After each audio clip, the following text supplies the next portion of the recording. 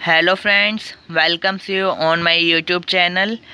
First of all sorry previous video के लिए, क्योंकि उसमें हमने थर्ड प्रिंसिपल पढ़ा था डिसिप्लिन, लेकिन हम उसमें उसके इफ़ेक्ट नहीं पढ़ पाए थे क्योंकि कोई वीडियो में प्रॉब्लम हो गई थी और वीडियो ऑटोमेटिकली स्टॉप हो गई थी, तो इसलिए मैं वो वीडियो पूरी नहीं कर पाया। तो इसके इफ़ेक्ट हम इस वीडियो में डाल रहे हैं, और जिन्होंने भी डिसिप्लिन प्रिंसिपल नहीं पढ़ा वो इसी वीडियो के लिंक में जाकर, मैंने डिस्क्रिप्शन में डिसिप्लिन वीडियो का लिंक डाला है, वो वहाँ से डिसिप्लिन प्रिंसिपल पढ़ सकते हैं।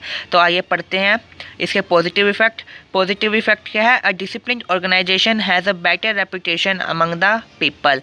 जो एक अनुशासन हित संगठन होता है वो एक अच्छी रेपुटेशन मतलब एक अच्छी प्रतिभा बना लेता है अपनी फर्म की अमंग द पीपल, लोगों के बीच में अपनी एक अच्छी प्रतिभा बना लेता है। मतलब कि जैसे अगर एक टीचर मान लीजिए क्लास में पढ़ा रहा है, अगर वो अपनी क्लास को वेल डिसिप्लिन रखता है और तो पढ़ाता है, तो इसमें टीचर्स का भी इंक्रीमेंट है, और अब बच्चे जो हैं उस क्लास की भी पूरी स्कूल में क्या बढ़ती है, रेपुटेशन बढ़ती है कि वो क्लास वेल डिसिप्लिन्ड है। ऐसे ही increase in the efficiency of the employees, कर्मचारियों की कुशलता में वृद्धि होती है। बेटर लेबर मैनेजमेंट रिलेशनशिप, और कर्मचारी और मैनेजर्स के बीच में जो एक रिलेशन होता है, जो सुपीरियर और सबॉर्डिनेट का रिलेशन होता है, उसमें भी क्या आती है, मधुरता, हार्मनी आती है। और इसके नेगेटिव इफेक्ट, वोलेटिंग इफेक्ट क्या है देखते हैं।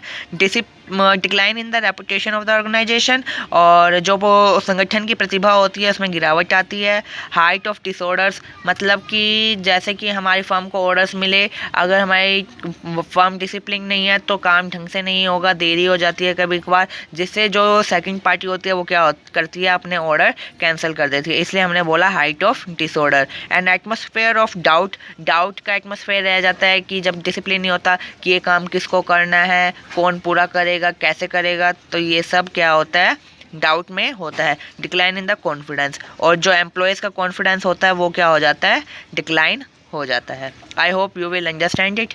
तो आइए आगे हम बढ़ते हैं अपने मेन और सबसे मोस्ट इम्पोर्टेंट प्रिंसिपल की तरफ, कि वो क्या है, unity of command. According to the principle of unity of command, unity of command का मतलब है आदेश की एकता। जैसे कि आप इसी वर्ड से पता लगा सकते हैं कि इसमें हमें आदेश मिलता है, आदेश की एकता होनी चाहिए। मतलब कि जो हमें आदेश दे वो पर्सन एक ही होना चाहिए। अगर हमें आदेश देने वाले पर्सन दो होंगे तो हम दोनों में से किसी भी एक का काम अच्छे ढंग से पूरा नहीं कर पाएंगे। तो आइए अब हम इसको आगे पढ़ते हैं थ्योरेटिकल वे में। According to principle of unity of command, unity of command principle के अनुसार an individual employee should receive orders. जो एक कर्मचारी होता है वो क्या करता है, ऑर्डर्स रिसीव करता है। फ्रॉम किससे, ओनली वन सुपीरियर, एक ही सुपीरियर से, मतलब कि उससे बड़ा जो भी एक मैनेजर है वो अगर उससे ही ऑर्डर रिसीव करता है एट ए टाइम, एक समय में, and that employee should be answerable, तब वो उत्तरदायी ठहराया जा सकता है। ओनली टू दैट सुपीरियर, उस सुपीरियर को वह उत्तरदायी ठहराया जा सकता है। कहने का मतलब यह है कि अगर किसी एम्प्लॉय के ऊपर एक सुपीरियर है और वो उसको ऑर्डर दे रहा है सुबॉर्डिनेट को, और वो सुबॉर्डिनेट अपना काम ढंग से नहीं कर रहा, तो जो सुपीरियर है वो उससे उत्तर मांग सकता है कि आपने ये काम पूरा क्यों नहीं किया। If there are many superiors, अगर एक ही कर्मचारी के ऊपर बहुत सारे सुपीरियर्स हैं, जैसे कि अभी हमने आगे पढ़ा giving orders to same employee, कि एक ही एम्प्लॉय के ऊपर बहुत सारे सुपीरियर्स हैं, मैनेजर्स हैं, he will not be able, तो वो एबल नहीं होगा to decide as to which order is given priority. मतलब कि अगर उसके पास मान लीजिए दो बॉस हैं, तो दो में से वो दोनों के दोनों ही उसे आदेश देते हैं, तो वो ये समझ नहीं पाएगा और ये नहीं कर पाएगा कि वो प्राथमिकता किसके ऑर्डर को दे। अगर वो एक के ऑर्डर को प्राथमिकता देता है तो दूसरा उसके ऊपर पनिशेबल कर देगा उसे, अगर वो दूसरे का करता है तो पहले वाला उसको पनिश कर देगा। मतलब इसीलिए वो काम ढंग से नहीं कर पाएगा और बेटर वे में भी नहीं कर पाएगा।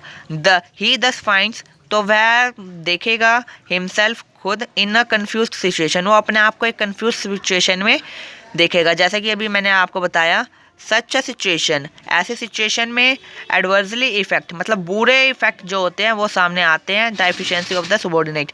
जो कर्मचारी होते हैं जो मध्यस्थ होते हैं, उनकी कुशलता में क्या होती है, बुरा असर पड़ता है, क्योंकि वो किसी के भी काम को रेगुलरली और अच्छे वे में नहीं कर पाते। और अगर दो में से एक का काम करते हैं तो दूसरा उसको पनिश कर देता है, और जो एक का काम करते हैं वो क्या हो पाता है, ढंग से नहीं हो पाता। ऑन द अदर हैंड, दूसरे हाथ पर, when there are many superiors, जब बहुत सारे superiors होते हैं, every superior would like his orders to be given priority।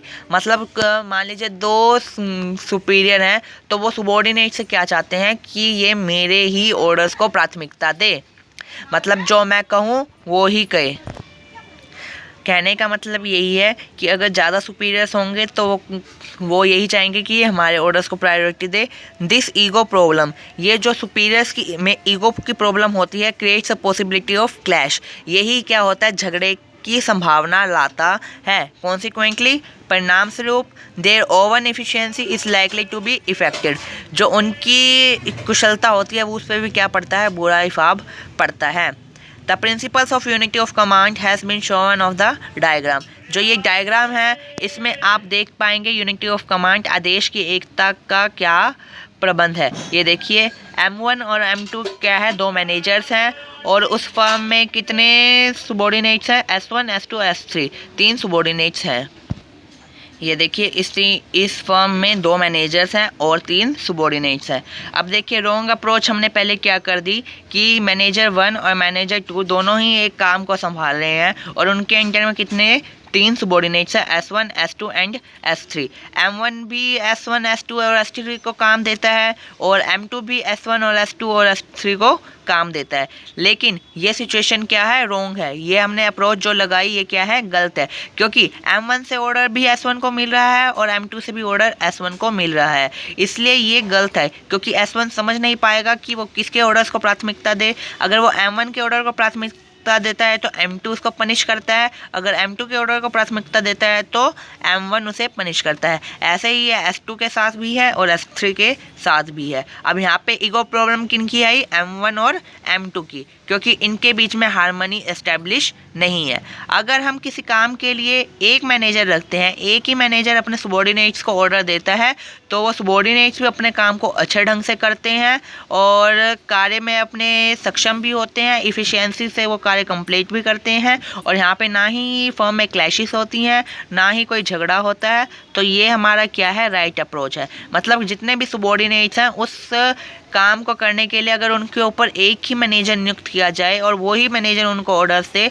तो इसमें फर्म का भी फ़ायदा है और सुबॉर्डिनेट्स का भी फ़ायदा है, और हमें आने वाले फ्यूचर्स में भी कोई प्रॉब्लम नहीं होगी। I hope you will understand it.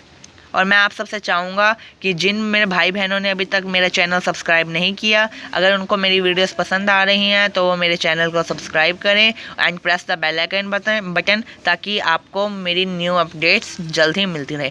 और मैं आपको एक बात बता दूं कि मैं अपनी वीडियो रेगुलर बेसिस पर डेली अपलोड कर रहा हूं, और जो भी मेरे साथ जुड़े हैं और जो BS पढ़ रहे हैं, तो मैं उनसे चाहूँगा कि वो रेगुलर अपना वर्क कंप्लीट करें। I hope you will understand it and support me. Thank you. Have a nice day.